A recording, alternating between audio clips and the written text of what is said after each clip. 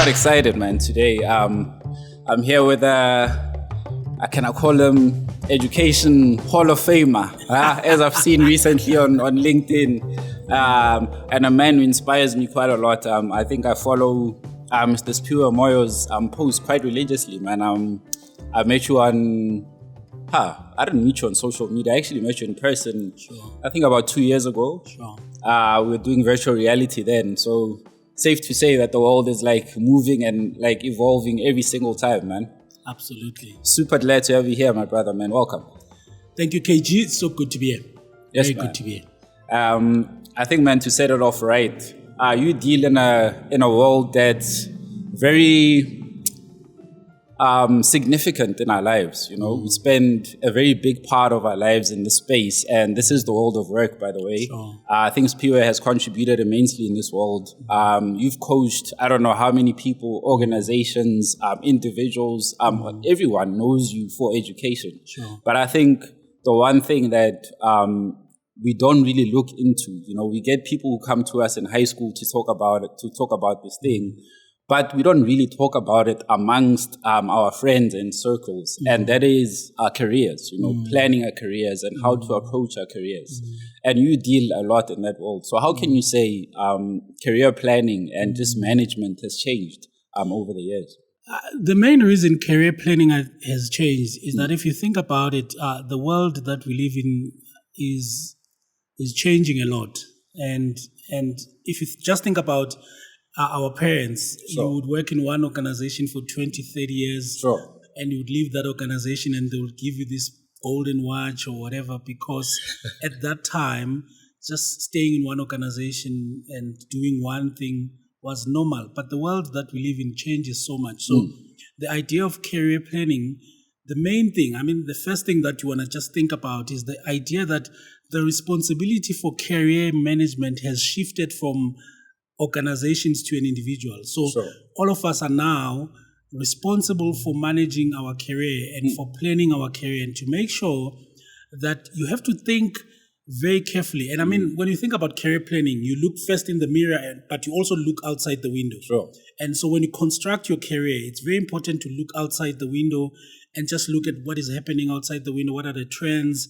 What are the emerging jobs? What are the declining jobs? What trends are happening? But you then look in the mirror and say, what are my skills? What are my abilities? What are my passions? So you're always trying to match what you're seeing outside the window with what you're seeing in the mirror. And if you can find that sweet spot between the two, you're winning. Because the problem with only looking at trends is that then you don't look at your own innate abilities, your own passions, and so on. But also the problem of only looking in the mirror is that you are going to be passionate about things where nobody is willing to pay you for. So that's why you have to just try and balance these two. Look there, look within. If you can find a sweet spot between those, then you are winning. I love this model by there's a guy called Jim Collins who talk about the hedgehog concept. And so there's something called the personal hedgehog concept, that if you can balance 3 circles, as they say, young people say the combos must communicate. Yes, man. So if you balance these 3 concepts, what you love, what you're passionate about, and what the world will pay you for, then you are winning. Because sometimes if you only do what you love, but there's no one willing to pay you for it, it's not a sustainable career. But if you only do what someone will pay you for, but you're not passionate about this thing, then you can just see your passion waning. So if you can find that sweet spot between those 3 things, I think you're winning, you know? Man, I love that, man. And you know, we live in a time of very trendy moves right now. And I love that you took that approach to say, don't just look at what's trending, but also what you can do. Right? And so much of that, I love it because, you know, I'm passionate about the stuff I do right now. Right?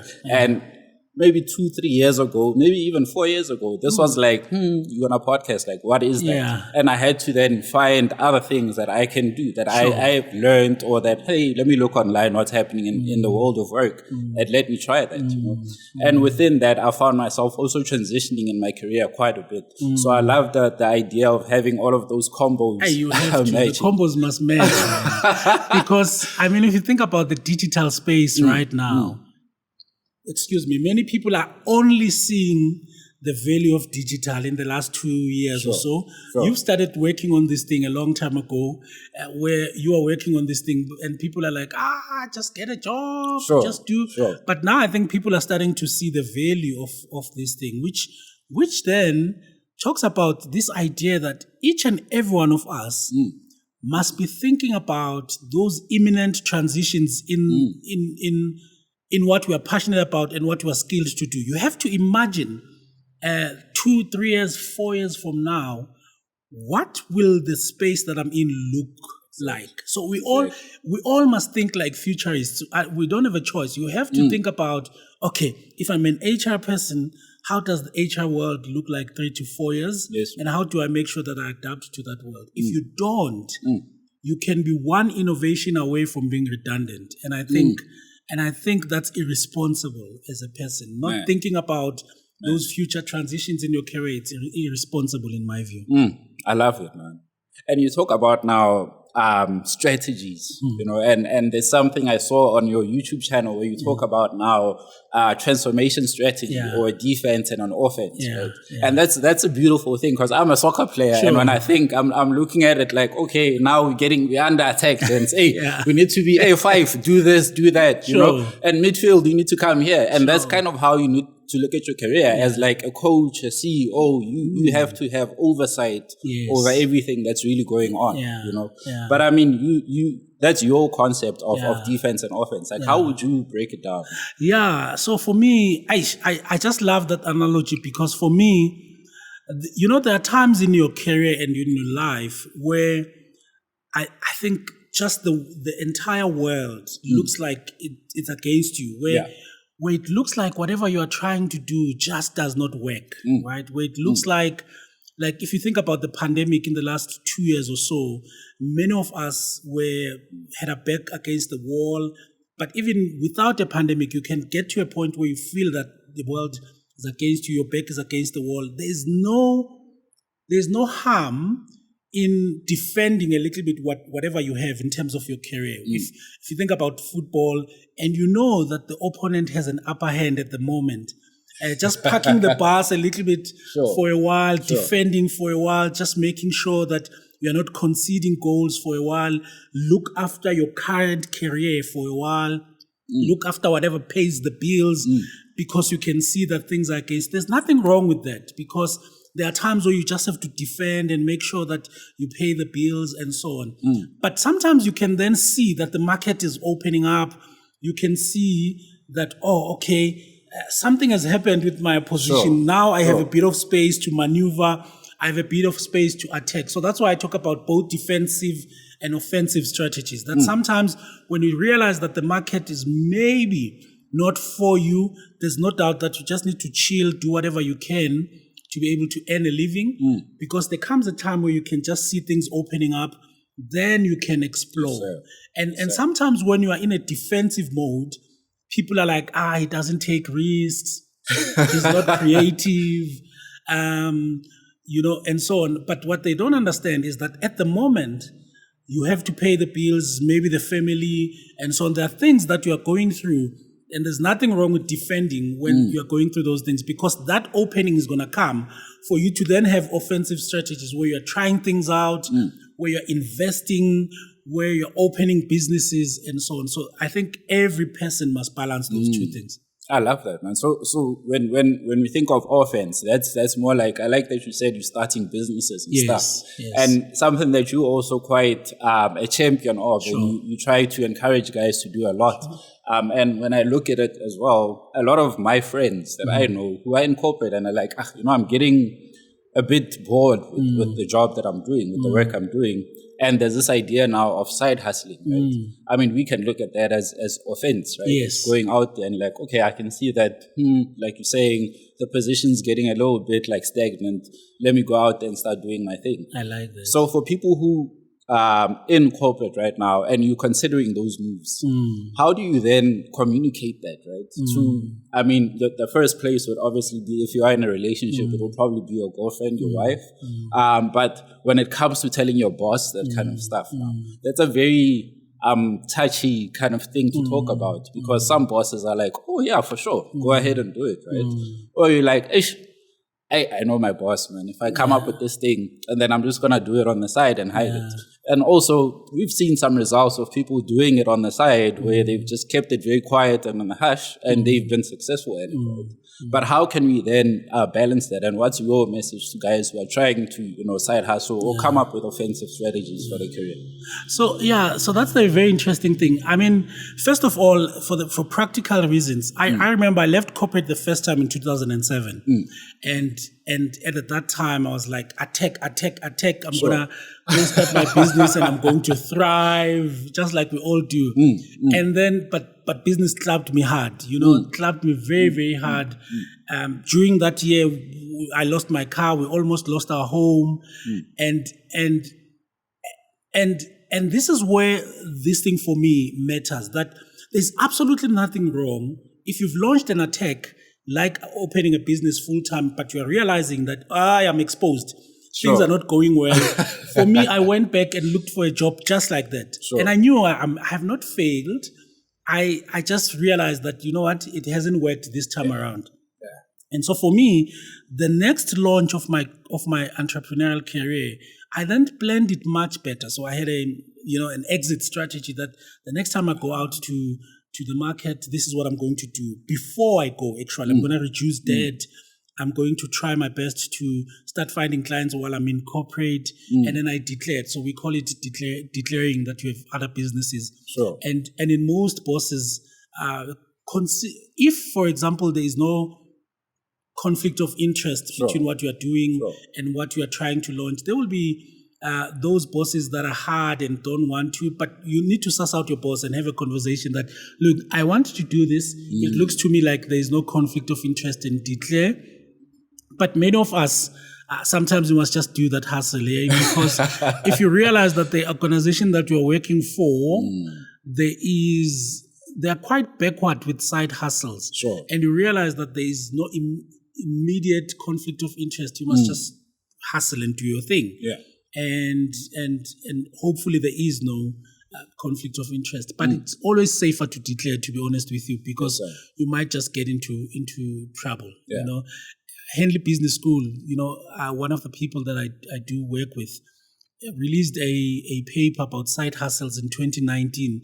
And one of the things that we found now in research is that if people do have side hustles, many of us have always assumed that if you do side hustles, it means your performance in your main hustle is going to reduce. But they've found an inverse of that. They found that if you allow people to do their side hustles, because they're grateful that the organization has done this, they can actually increase performance. So we also want to just, urge employers to understand that the world is changing. Allow people to do side hustles if it doesn't really have an immediate conflict of interest. Talk to them about how they can manage it. If their performance is not great, yes, you don't have to. But man, it's 2022. Man, you have to get with the times. Get with the times. Talk with your employees. Allow them to do side hustles, provided performance doesn't suffer. And by the way, those managers also have their side hustles. So I've never understood the fuss. What's the problem? What's the problem? We know those executives have side hustles. Come on, guys. Let the people eat, man. Absolutely. Let the people eat, man. Absolutely. I love those people, man. And you speak of an exit strategy. Now, an exit strategy is not a luxury that all of us have, right? Companies close down, there's retrenchments, there's all kinds of things happening in the world of work. And, you kind of, as you said now, you always have to have a strategy of some sort. It might not be an exit strategy. But what happens in those situations, and what can someone do in a place where you find yourself like, oh, shoot, man, company slows down, or I just lost this job. I don't really have anything that I've been considering outside of my work. Then what are some of the steps you could take? One of the things I've learned in life, KG, is that, sometimes when your back is against the wall, you learn a few things about yourself. Sometimes you learn that, wow, I can actually stand on my own 2 feet. You learn that, wow, tough times will force you to tap into some level of innovation and creativity you didn't even think you have.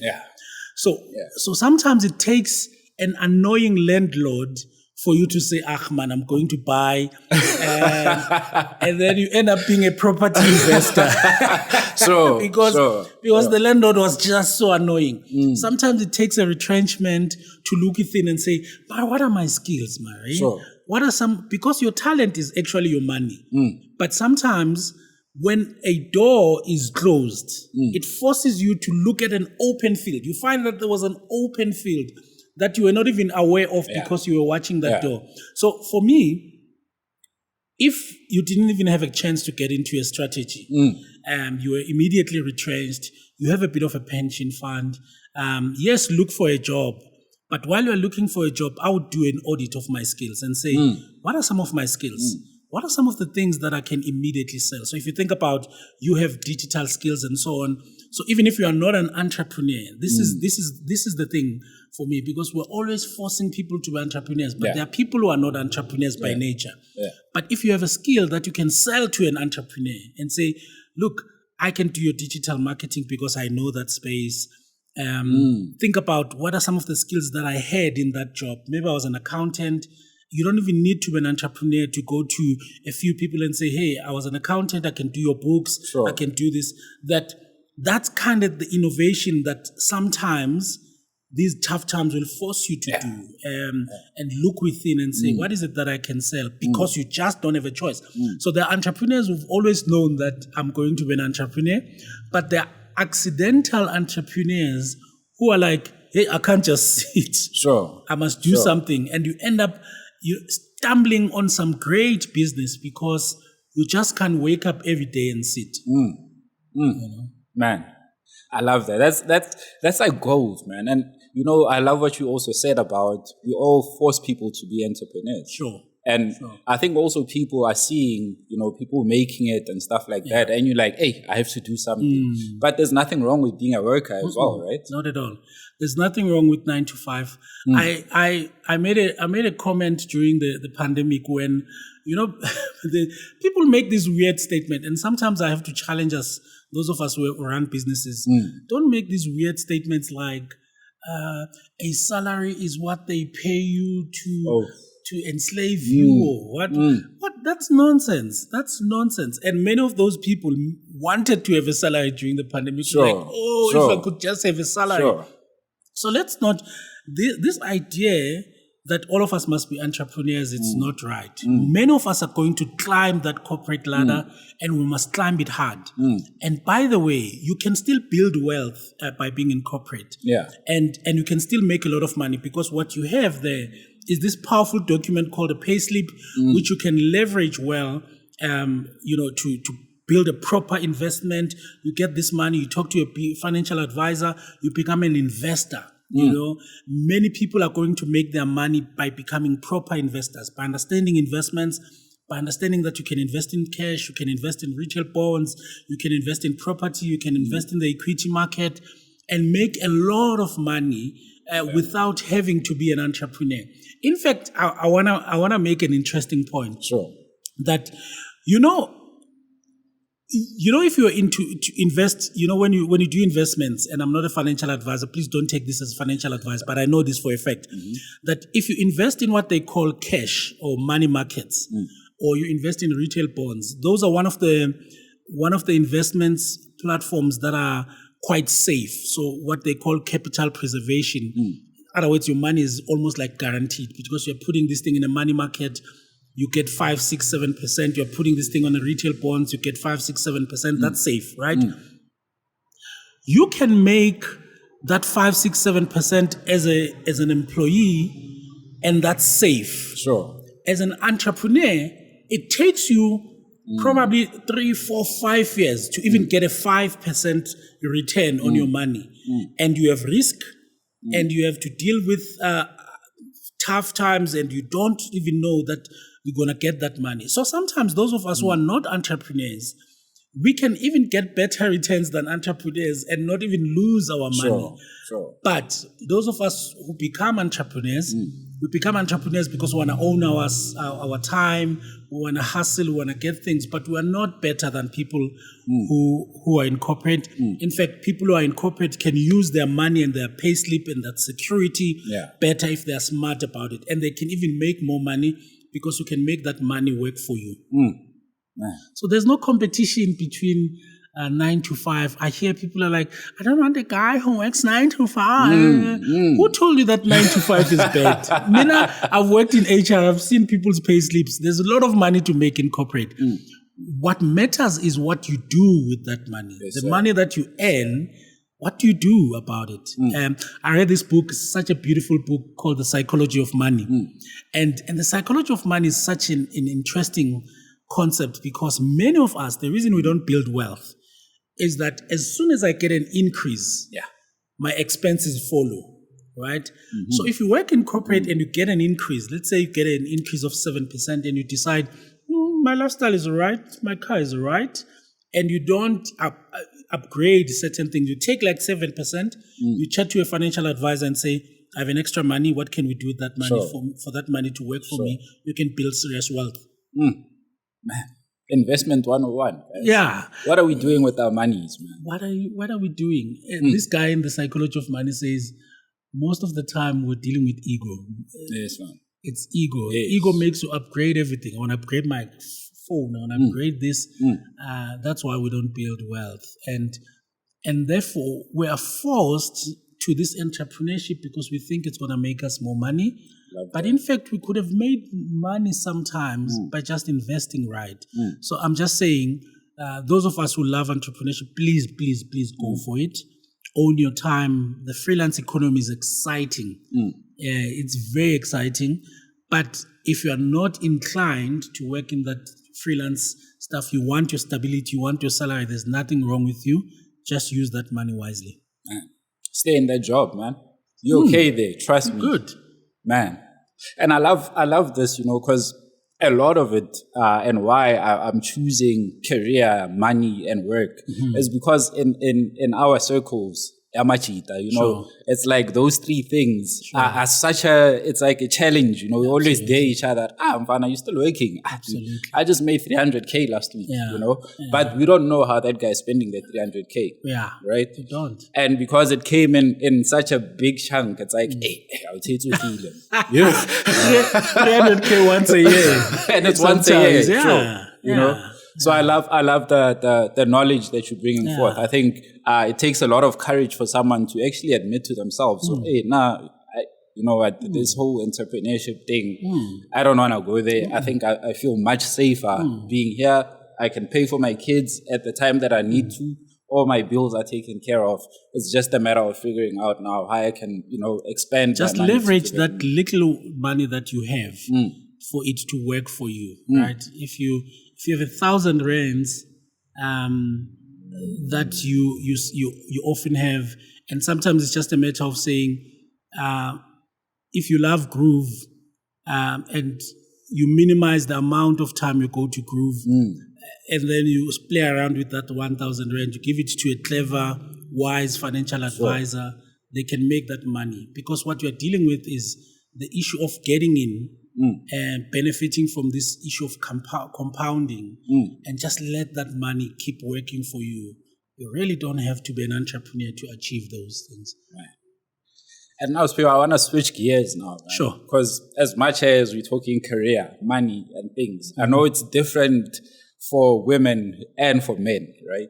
I want a job that's like going to boost me and put me at, the pinnacle. Because I want to be like, hey, no, Ntwana, just swipe, don't worry. Or I've got that bill, That's kind of an egotistical thing, and it's, you can deny it all you want. It's the truth. And we need it, by the way. We need that little bit of ego actually drives us. Sure. Yeah.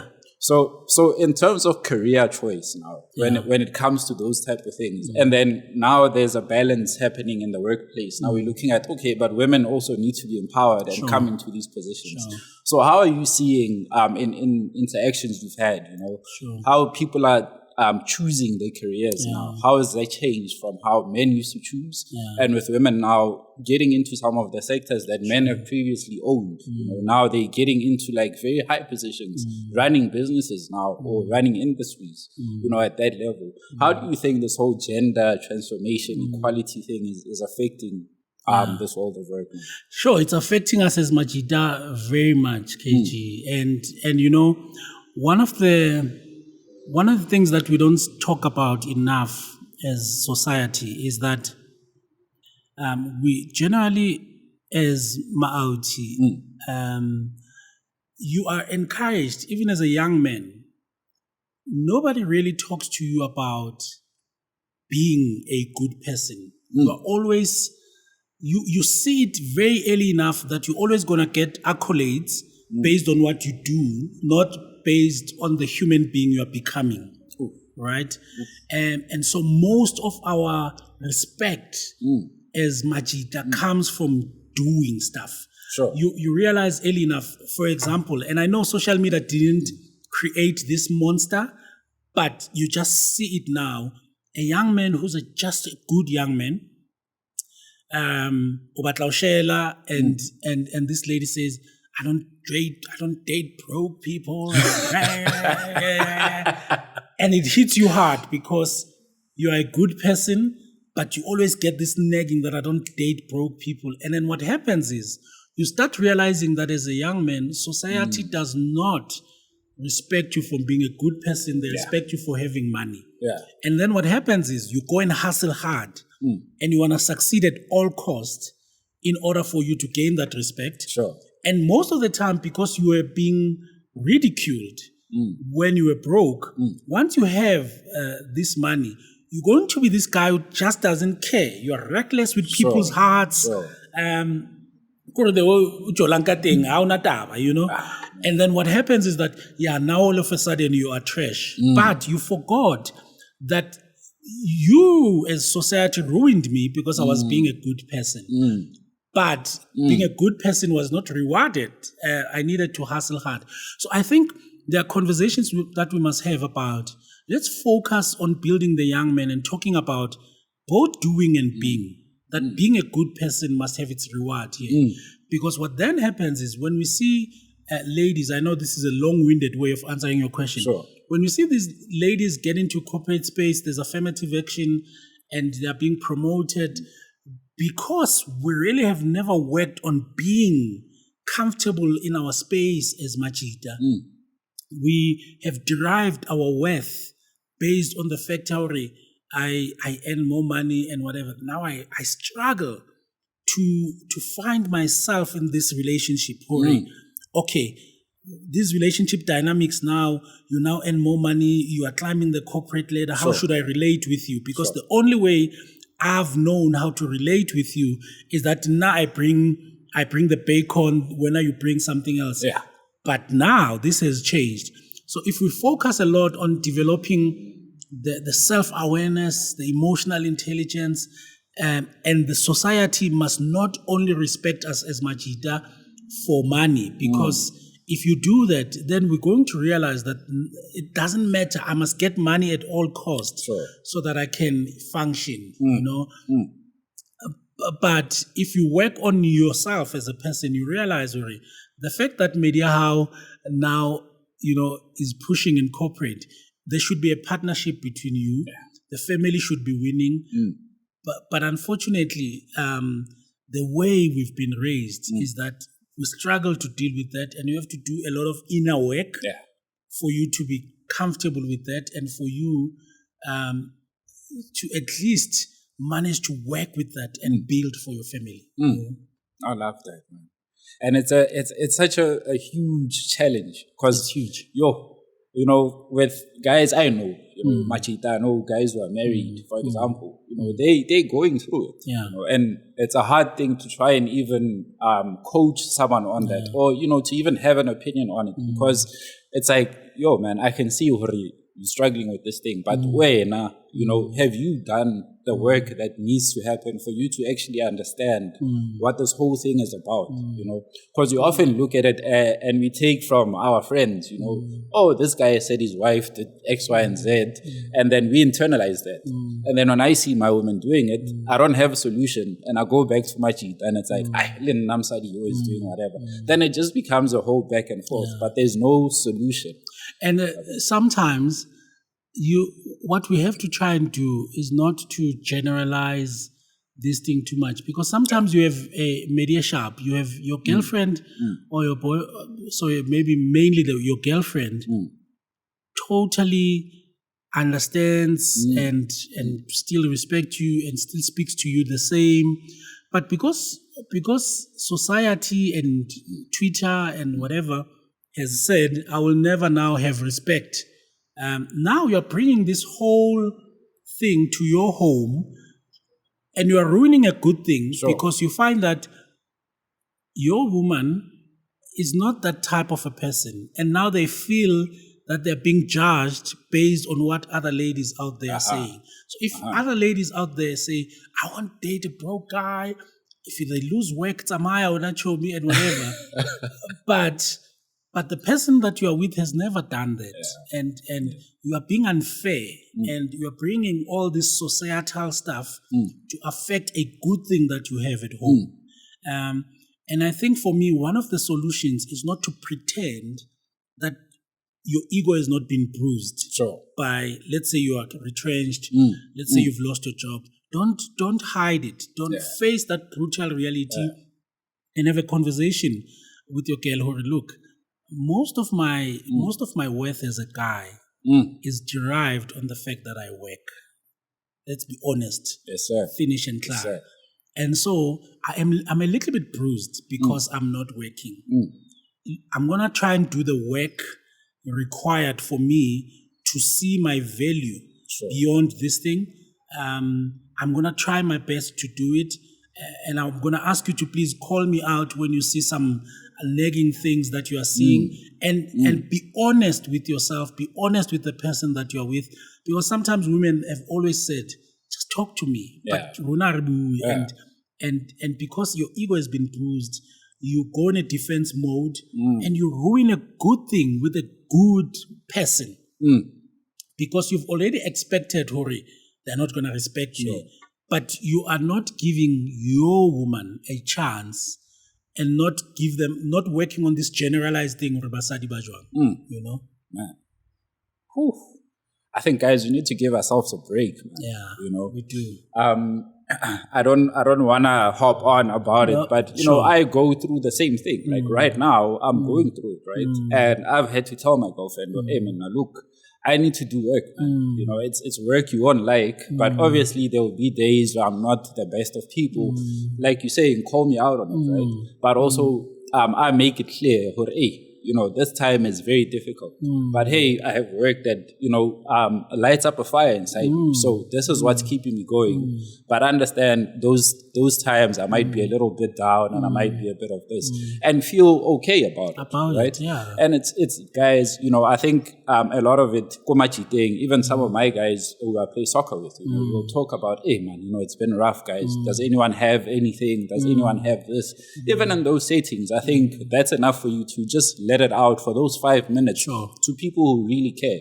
And I think you should make it a point to talk to people who you know can reciprocate something and build something into you and not lead you into those negative conversations about, hey, whatever, you know. So I appreciate you. I agree with it. You know, vulnerability is very important. Opening up to someone is very important.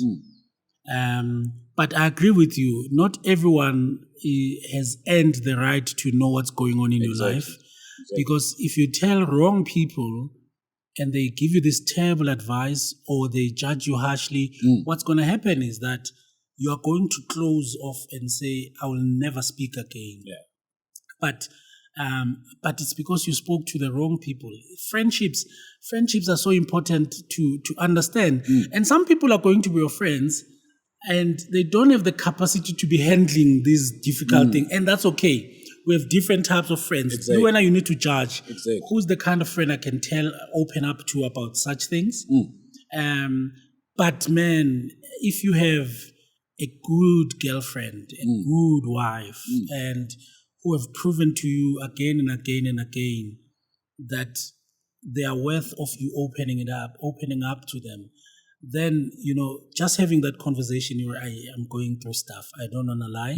I'm going through stuff. I'm struggling to process and understand, because for me, this thing already, drinks on me, whatever, was a big part of my life. So I can't do it now, so I'm feeling uncomfortable. Please, Gaukopa, just be patient with me. Call me out. I trust your heart. That's all. In fact, vulnerability makes your partner to go wow and go deep with you, provided they're a good person as well. Because let's not play around. There are people who can't handle that. People who are like, I am out. I am out. Man, exactly. Sure. And if they're out, then good riddance. And then you were not building with the right person. Sure. Man, I love that. So Siphiwe, man, I mean, you are a father yourself. Sure. And, we in Men's Month right now. And we're headed to, by the time people hear this, will probably be after. Sure. But we're headed to Father's Day. And I saw recently you were celebrating your daughter's birthday. Yebo. So happy birthday to the girl, happy man. What's her name? Baby Obakeng. Obakeng. Yeah. Happy birthday to Obakeng, man.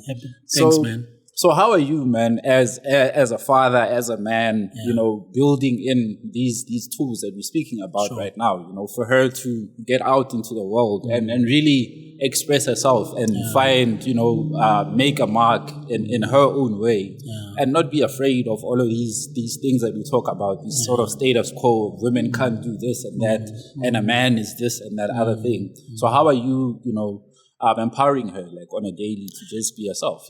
Yeah, that's an interesting question because, my daughter is 13 and there are certain conversations that I think in my mind she's not ready to have, and then I realized that, wow, actually she is. And all I'm trying to do now with my daughter is not to get on her way. I'm realizing that my own past traumas, it's very easy to pass my past traumas to my daughter because I'm growing up in a certain era where we are told certain things. We're told that, women must keep quiet, you must be humble. But as an African guy, we're also told to be humble and whatever. Sure. And then I see my daughter being very confident and I see my daughter taking up space. And sometimes I cringe, but I have to remember that no, don't allow your past traumas to affect your daughter. She's confident, she's owning her space. Calm down. It's making you uncomfortable, not her. So I'm realizing that she's going to actually teach me a lot based on to heal some of the things that we have gone through that have made us to be a little bit more apologetic, a little bit more reserved. That owning her space seems to come naturally to her. I just need to make sure I don't allow my own issues to get in her way and literally make her to be less confident because of, no, don't talk when there are elderly people. All these things that we've brought up with, which maybe they were fine, but I don't think we need to pass on some of these things because the world has changed, Sure. So a big part of my parenting is really to allow my daughter to be, even when she does things that I think are a little bit uncomfortable to me. But when you think about it, it's like, this thing is actually not wrong. She's confident. Why must she has this timid posture that some of us were brought up to have? No, take up your space, baby. And that's what I'm trying to do. Man. And we see you ladies, man. I mean, I'm seeing, I worked in a team of only women, Sure. and I saw the strength of a collective of women, Yeah. and also how they then go out into the world on their own. So it's really powerful to see, and I'm glad that you're doing that for your daughter, because, the world needs that. And I think women need to see more examples of other women taking up space and that type of thing. And talking about that, because now you kind of transitioning your fatherhood and your parenting skills. And, I want to link that back to the work world that we talk about. And you talk about this transformation guilt, right? And I look at it, I'm like, okay, transformation guilt. So in that sense, KG, because I treat really, but I'm staying here in Bryanston. When I go back to Atteridgeville, it's like, hey, kichis boy nyana and I always have to play down, no man, it's gents, I'm just out there, it's just work-wise, whatever. And that it's a thing for us. It's a serious thing for us. I mean, you have to explain to your elderly parents, hey, I'm raising my daughter this way, So that concept, it really blew my mind when I heard you speak of it, man. And I wanted to, pick your mind on that as well. Yeah, so I call it transition guilt, actually. So it's one of those things where... Transition guilt. One of those things where you've left Atteridgeville and you're in these beautiful spaces called Bryanston. And now, when you go home, you almost have to try and shrink yourself. And I know why we do it, because every person, what you want in life is to belong. Sure. Right?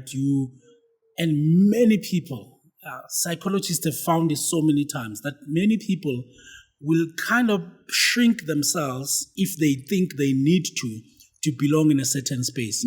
And because you are feeling now, you don't want people to say you've changed. Sure. You don't want people to say, soja dollar and whatever and whatever. And I think it's wrong. And I think we should own our success. And I think if you've managed to hustle a bit and you've managed to progress, don't hide your progress, don't hide your success. Sure. You should be very sensitive with the fact that there are people, Majida, maybe Kokas, who are feeling like, KG, they've made progress and they're feeling a little bit down. They're not jealous, but they're feeling like, oh man, maybe I didn't use my opportunities. Sure. So you don't want to throw that in people's faces. You don't want to throw that in people's faces, but don't shrink yourself. And I think it's a balance. It's a balance of saying, if you blomel majita, and be fine and have normal conversations. Don't shrink yourself, but also don't talk about your successes too much to a point where you feel like you're showing off. Sure. And that's the balance. Be in that space and enjoy. You're there to play polo, have fun, play polo. You're there, liplome, have fun. But if people are making you feel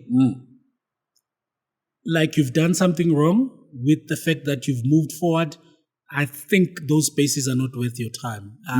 You shouldn't be feeling bad. You're already feeling guilty already, and you don't need someone else to make you feel like that. You know, it's normal, Shem. You're going to feel it. But if your intentions are right, it's just to bloma. And sometimes your intentions are to say, let me lift as I rise. Sure. Let me share learnerships. Let me share opportunities. Let me share whatever. You know your heart is right. You are doing that. Then you shouldn't be feeling guilty. Man. Because don't shrink yourself. I know it's not right. Yeah. No, because, I say that we had a conversation with some of my friends and we're saying, we in Bryanston and we decided, hey man, yeah. We get there, it's a show now, we've got these bottles, these girls and things. And I think those are the things that now start creating that animosity between us, right? Yeah. But at the same time, it's like, well, hey, I want to have my whiskey. Like, what's wrong with that? Yeah. Now, because I stay in Bryanston, I'm an Atteridgeville, I can't have a whiskey. Yeah. But that's what I do when I'm out there. Right? Yeah. So it goes back to the point of, hey, I don't have to shrink myself. Yeah. I can and still enjoy what I enjoy. Yeah. Maybe, hey, at some point, if I see that, those guys are not comfortable, just read the room. Yeah. There's no need for you to antagonize and try to show off or show the girls that you are with that, there's no need for that. So I think in a lot of things I see Kuka is feeling nice. Like, you could have easily avoided that. Yeah. There's no need for you to go there. Yeah. But anyway, man, I think I wanna get into now your style of presenting. Okay. I love it, man. I love your comedy. I love comedy. How that whenever I watch your videos, it's almost like, man, I'm watching a skit. Man, from. And I'm sure you're a fan of his. Yeah. Yes, Kumba. It's like, I wish I could get you this Kumba to just do something because I love it, man. Yeah. And I want to get into that. How did you actually end up in this world? Look, I'm so glad you picked that up. Yeah. And first of all, I'm a big fan of Skumba. Sure. And I also I know that there's a little bit of resemblance between Skumba and I physically and so on. And I'll tell you why I'm a big fan of Skumba. And I just love what he has achieved because Skumba ke autako kasi, and generally in the comedy space, if you think about a few years back, it was very difficult for a Venek comedian to really succeed and transcend outside of vernacular comedy and get into radio and get into TV. And so I really love his success, and I'm a fan of his, and I'm proud of his success. Firstly, the physical resemblance and the fact that when you're on stage, when I'm on stage, I also might even look like him or whatever. That's coincidental. But it also just comes from the fact that I'm a proper Kasi guy. Sure. I'm a real Kasi guy. I studied Kokasi, and it's not lost on me that many people who've studied in the kind of schools that I studied in have not been able to transition in some of the spaces I work in, right? Yeah. So if you think about where I speak mainly in corporate, where I teach in these business schools, many people would have had an opportunity to get into those spaces, maybe of their private school education. I didn't study in private school. I studied Kokasi. And therefore, because I want to be myself and be authentic in these spaces, sometimes that humor, sometimes that Kasi speak comes through. It's not gimmicky for me. It's just being me and being authentically me. And so it's very important that I become myself and I become authentic. But also, being authentic, by the way, does not mean you don't have to try and improve your language. And that's where many people just don't get me, because so I've written books. My command of English, particularly when I teach or I write, you can see that this guy can actually write well, decently. And even though he uses accent Kokasi, but he speaks this language and knows this language. What I always appreciate is the fact that, my basic education was not that great. I don't want to lie. My basic education was not that great. I also wish I would have studied in private schools, but I didn't. And I only saw that it wasn't great when I got into work. When I started working in corporate, I was like, man, I thought I was okay, but my boss would read some of my emails and some of the things I wrote and say, no, this is not good writing.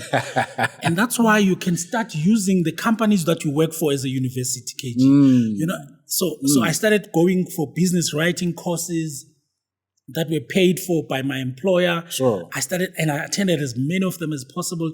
Then you start understanding that even if you don't earn the money that you earn in those corporates, if they send you go on some training, please go. Please attend as many of these courses as they possibly can. If they put you on some course to business school, they put you on a business writing course, those courses end up being your university. Not the only way I improved my grammar, I improved a lot of my dictation and whatever, is based on the fact that I learned that go corporate. But when I speak, now you have this nice hybrid between somebody who can really own those spaces in corporate and in business school.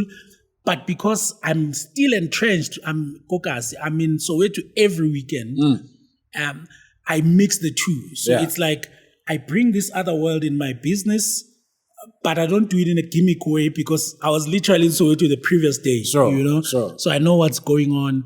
And I've used that to be myself, but it has also worked for me to just differentiate myself because, there are other people in the professional speaking space who do what I do, speak in the same topics that I do, but they can never be Siphiwe because yesterday now was Pijo Kokasi.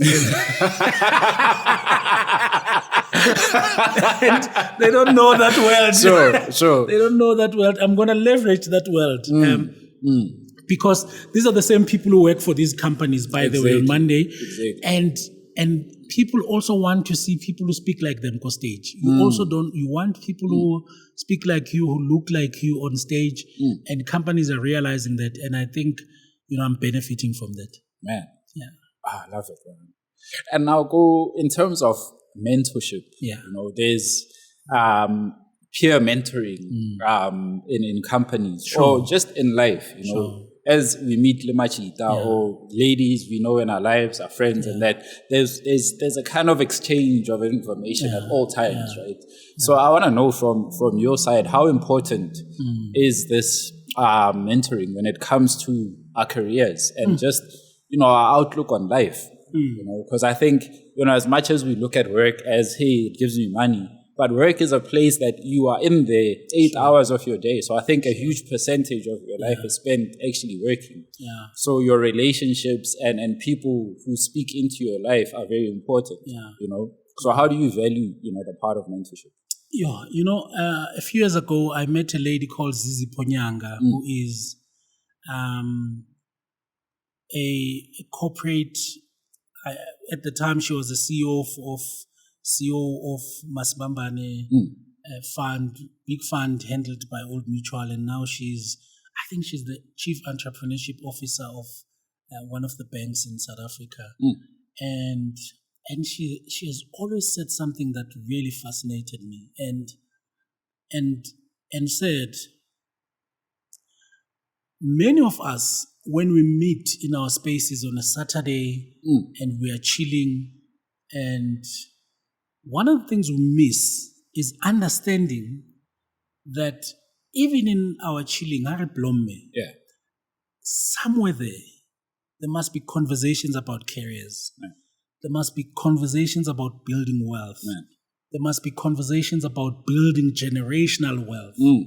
That even as we are chilling, even if there's amapiano playing in the background, even if there is deep house playing in the background and we're having fun, we're braaiing, while we're ribesan, at some point we must talk about our careers and talk about, KG, what are you trying to do? Where are you in your own career? Where are you in your space? And use those situations as both chilling and talking about our careers. And one of the things that we haven't done well is that so many people, for example, will understand that I love amapiano, I love house. But for them, because people have associated the love of amapiano and the love of house as I was Pijo, maybe Bakuva strong, and to a point where it's almost like Udula Utawe and but what they don't understand is that I've never associated this beautiful music with passing out and whatever. When I chill with my friends, we are playing music, we are chilled, but somewhere in the conversation, it's gonna turn, and it's not a plan that it's gonna turn. It's like this conversation, I never know where we're gonna go. We've spoken family, we are chilling, and then somewhere there, and then Tabaya careers, Tabaya build our wealth is there. And I think we have to be a little bit more intentional to say, guys, if when we're chilling on a Saturday, please, let's chill and have fun, but somewhere let's talk about progress. Let's talk about careers. Let's talk about how we can help each other build businesses. Let's not make, in our minds, for some weird reason, there is a big distinction between having fun and having business conversations. For me, there isn't. Yeah. In your fun, you must talk about these things. I always listen to these conversations about Kanye has always said these weird things like we're in a party and P. Diddy was hosting a party, and while he's hosting a party, we were just chilling. But I was thinking about a song, and Jamie Foxx was there, and Mang Mang was there, and all of a sudden, we went to a studio and created this amazing song. Because we're having fun, creativity was sparked, we created a song that made us money. We are having fun, creativity is sparked, but from that, there must be a podcast interview topic. Exactly. From there must be a business idea. From there must be someone who's saying, and I'm struggling to navigate corporate politics, help me out. Somewhere there. Those two things must not be different. Our mentorship conversations must be there in the middle of our fun. I love it, man. And you hit something that's so important. I think the thing is you want to make it formal. Hey, no, gents, let's meet on this evening to talk about, here's an agenda. And it's like, I don't want to go there. It was funny. I've been reading emails all day and meetings. I don't want to do that. So when you throw it in a very relaxed, casual way, it even lands even better. It's attached to an activity. Hey, man, when I hear the song, I remember, man, now I can have an emotion attached to it, and it lives with me. And that's how creativity works anyway. You are most likely to get the most creative ideas while you are playing soccer. For you it's soccer. And while we are playing cricket, which I love, while you are playing that, or you're at the gym, or Liblomme, you're most likely to get your best creative ideas there. But because now we want it, you think we must call another different meeting on Tuesday for that. We are here. Let's have another 30-minute conversation about that, another 1-hour conversation about that. But in the middle of our fun, it's just that we have to be quite intentional about saying, let's also talk about real conversation that matter. Meant up conversation, even when we're at having fun. So there is, while we're having fun, while we're chilling, while we're talking business, somewhere there must be some discussions around, hey man, what are you thinking about this issue of patriarchy, gents? Do we have to hold each other accountable? What's going on? You're not going to create another event of let's attack patriarchy, because no. We are not coming. No. It is there. Talk about it there and there. As people, I love these conversations so much, and talking to you now, like you said, I didn't know where this is gonna go. We planned it. We had some topics. We didn't even touch on one of your books. So I wanna close off with a few of the books that you've written. But I think a great follow up would be us digging into a book that I actually personally love. Your Next Career Move. Can you just, some of the books that you've written, and what are, I know you mostly speak on career advice and also building resilience. What are some of the key tools that we can use in building that resilience, career-wise or business-wise? No, thanks, KG. So it is my latest book. It's called Your Next Move, published in the middle of the pandemic. I wrote that book firstly because I was bored. I was at home. It was locked down. And after I had gotten over the anxiety that this thing was bringing to us,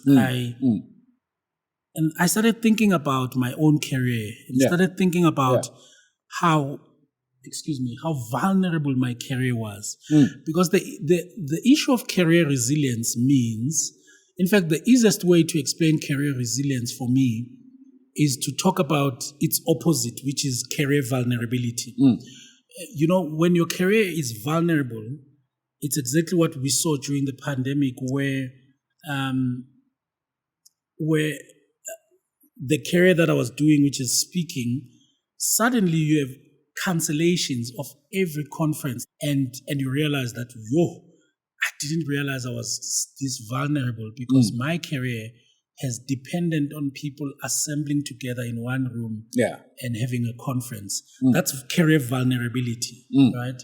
And I was thinking about it when I wrote that book.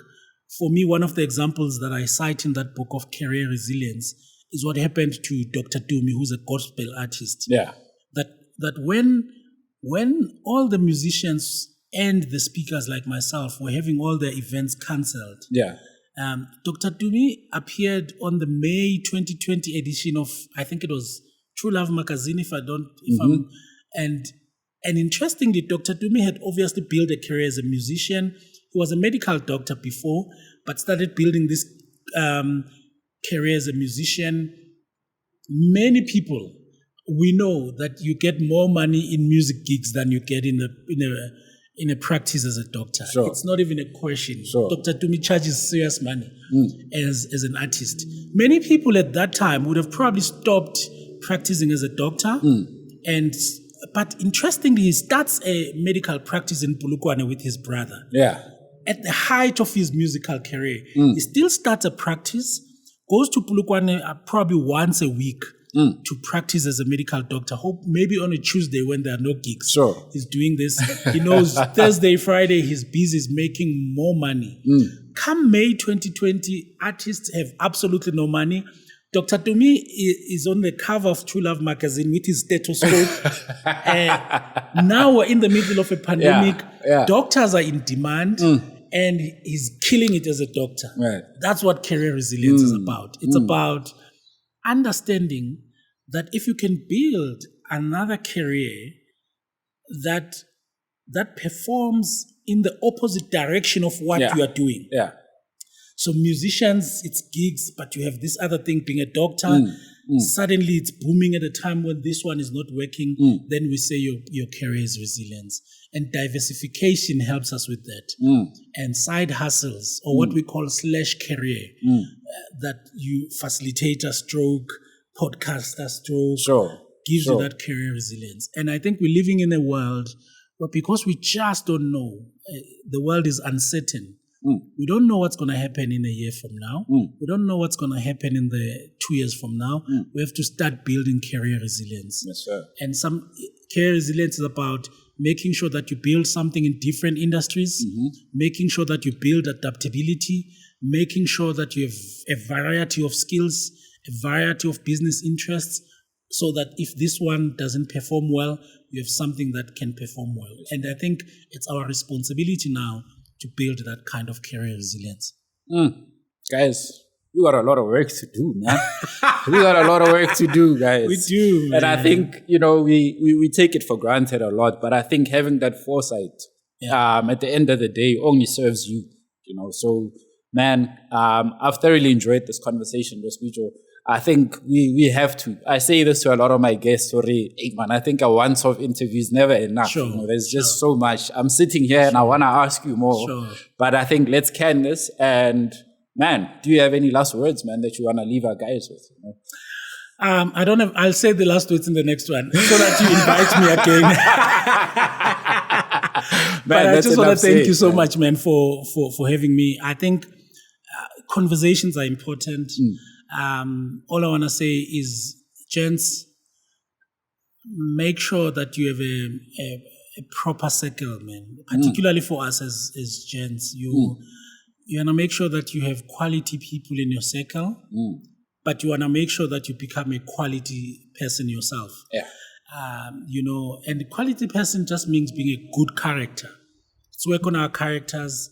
Hustle is fine. I think all of us as gents, we're really built for hustle and careers and whatever, but let's just also focus on just becoming good human beings, becoming good friends, becoming friends that can hold the space for each other, for having good quality conversations, that we can be vulnerable with each other, that we can have people that you can really, really talk to. And when we become those kinds of people, I think the world is going to be a better place, because, when we fix our stuff as Majida, we are natural leaders. That means our homes will be better. That means our community will be better. And it can only happen if we're having quality conversations. Yes, we're not going to be deep all the time. We must have fun. That's why I don't like structured, today we must be deep. No. Yeah. In the middle of, in the middle of that, we must hoist something else. That's why, for me, many people have never understood how. And in fact, someone has said, as I close, when are you misleaders? Because you're busy with jokes. We are busy posting about Kabza the Small's news album, which, by the way, is beautiful. But you are writing books. You are doing another degree. How do you do? You are misleading us. No, it's just that I don't understand how we've kind of boxed people and said you are either a serious guy who's serious about academics, or you are a guy who knows about the latest music. No. Sure. I actually study the best when I'm sampling or I'm checking out the new album. Nice. Piano album, the new Deep House album. I'm studying or I'm marking serious assignments because I'm a lecturer as well. I'm marking serious assignments, but I'm listening to this album. This idea that you are either this focused human being or you are a chilled human being, it's wrong. We are human beings, and you will actually read more books, as an example. So many people don't read. Sometimes you'll probably read more books if you were to read them while listening to your favorite tracks and just enjoy life. And I think that's the kind of people we need to be. Have fun, but also be serious about your development, unapologetic about your development. Focus on your development while becoming a chilled human being. Yes, man. Guys, let's work on that balance, man. It's been another installment of Manned Up Conversations. I appreciate you, man, Mr. Siphiwe Moyo. I appreciate your words. I appreciate your advice, man. I appreciate your jokes. I appreciate you for raising your daughter in the manner that you do. And, man, for showing up and obviously delivering some much needed information. I know I learned a lot, and I'm hoping anyone listening to this will get some great benefit. This is not just for your career, this is for your life, and this is not just for men. Of course, we mostly focus on the gents, but your women can benefit from this, man. So sit down, listen to it with her, maybe give her some of the lessons that you've heard from this. Follow us on social media. We'll put some of the links that Siphiwe shared in our show notes. You can go read up a little bit. I will also share some links to some of the books that you guys can buy. And as always, I appreciate you guys for tuning in and supporting the movement of Manned Up Conversations. Until next time, see you on the flip side, man. Peace and love.